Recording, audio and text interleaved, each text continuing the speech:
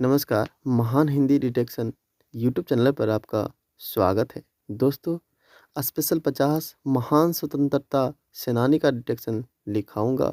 अगर आप चैनल पर नए हैं तो सब्सक्राइब करें, वीडियो को लाइक करें, कैसा लगा कमेंट में बताएं। अरुणा आसफ अली जीवनी पार्ट 1। रेडी जी दोस्तों।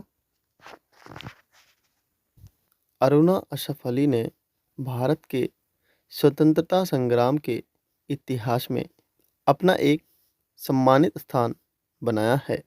सन 1942 में भारत छोड़ो आंदोलन को जैसे उन्होंने निडरता और साहस से संचालित किया, उससे उन्हें 1942 की न्यायिका, 1942 की झांसी की रानी और इसी तरह के उपनामों से संबोधित किया गया। इस निडर और दृढ़ प्रतिज्ञा क्रांतिकारी महिला का जन्म 16 जुलाई 1909 में बंगाल के एक सम्मानित ब्राह्मण परिवार में हुआ। उनके पिता डॉक्टर गांगुली एक सम्मानित और उच्च शिक्षित व्यक्ति थे। उनके जन्म के कुछ साल बाद उनके पिता का निधन हो गया।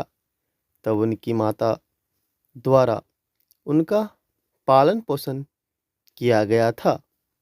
उन्हें अच्छी शिक्षा के लिए नैनीताल के एक कन्वेंट स्कूल में भर्ती कराया गया था। नैनीताल में उनकी शिक्षा के दौरान गर्मी की छुट्टियों में नेहरू परिवार से उनका परिचय तब हुआ था जब वह परिवार वहां गया था। नेहरू जी के संपर्क में आने के बाद उनका झुकाव राष्ट्रवाद और मातृभूमि के प्रति हुआ था। अरुणा जी अपनी शिक्षा पूरी होने पर कलकत्ता लौट आई। यहाँ उन्होंने गोखले मेमोरियल स्कूल में पढ़ना शुरू किया। वह उच्च शिक्षा के लिए विदेश जाना चाहती थी, लेकिन उन्हें अपनी छोटी बहन की शादी में भाग लेने के लिए इलाहाबाद जाना पड़ा। यहाँ उनकी मुलाकात दिल्ली के एक प्रसिद्ध वकील असाफ अली से हुई। असाफ अली एक कांग्रेस नेता थे जो राष्ट्रवादी विचारधारा में विश्वास करते थे और राष्ट्रीय स्वतंत्रता आंदोलन का हिस्सा भी थे।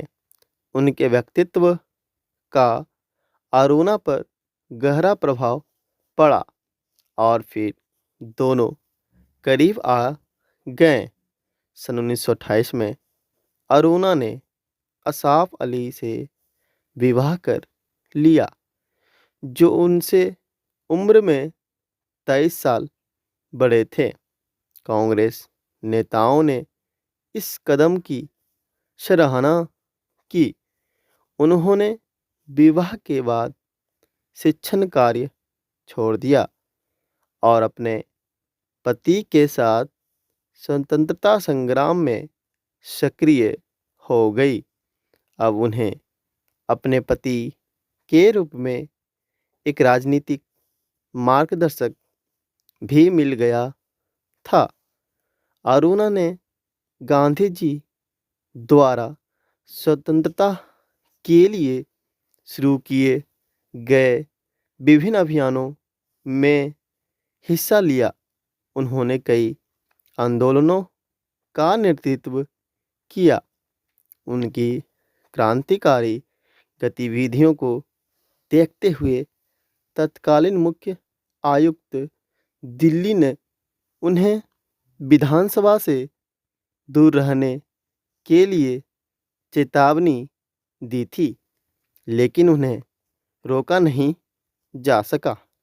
नतीजतन उन्हें गिरफ्तार कर लिया गया और 1 वर्ष के लिए जेल की सज़ा सुनाई गई।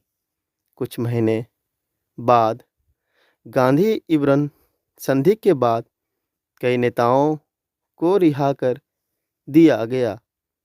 हालांकि अरुणा को उनके अतिवादी व्यक्तित्व के कारण रिहा नहीं किया गया था, लेकिन गांधी जी और अन्य प्रमुख नेताओं ने सरकार पर दबाव डाला, जिसके परिणामस्वरूप अंततः उनकी रिहाई संभव हुई। इस बीच उनका जयप्रकाश नारायण, राम मनोहर लोहिया, अच्युत पटवर्धन और उन जैसे अन्य समाजवादी नेताओं के साथ परिचय कराया गया। इसने अरुणा के समाजवादी विचार को मजबूत किया। सन 1932 में उन्हें फिर से गिरफ्तार कर लिया गया और सत्याग्रह आंदोलन में भाग लेने के लिए 6 महीनों की लंबी अवधि के लिए जेल भेजा गया।